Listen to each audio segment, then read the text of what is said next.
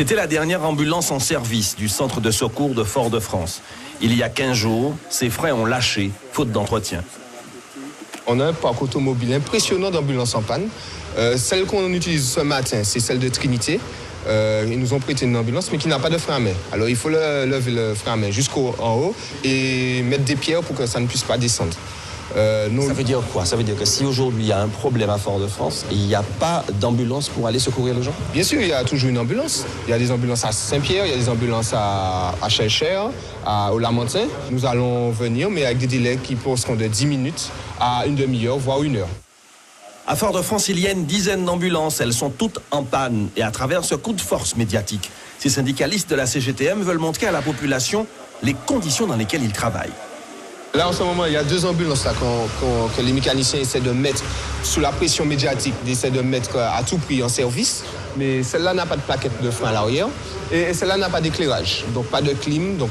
La direction du SDIS reconnaît qu'il y a des problèmes liés au retard pris par l'institution ces dernières années sur les achats de matériel et de véhicules. Le SDIS est dans une situation financière critique. Le dernier budget a été revu à la hausse et a permis l'achat de véhicules neufs. Mais il faut attendre plusieurs mois avant leur mise en service. Il y a un retard historique qu'il y a à rattraper. On sait que c'est compliqué de pouvoir faire des acquisitions de matériel roulant. Ça coûte cher, il y a des délais de livraison qui sont incompressibles. Pour mémoire, à la mi-août, 4 ambulances, ce qu'on appelle les VSAV, ont été commandées par une centrale d'achat, justement pour pouvoir réduire ces délais d'acheminement. Il faut compter 6 à 8 mois de livraison.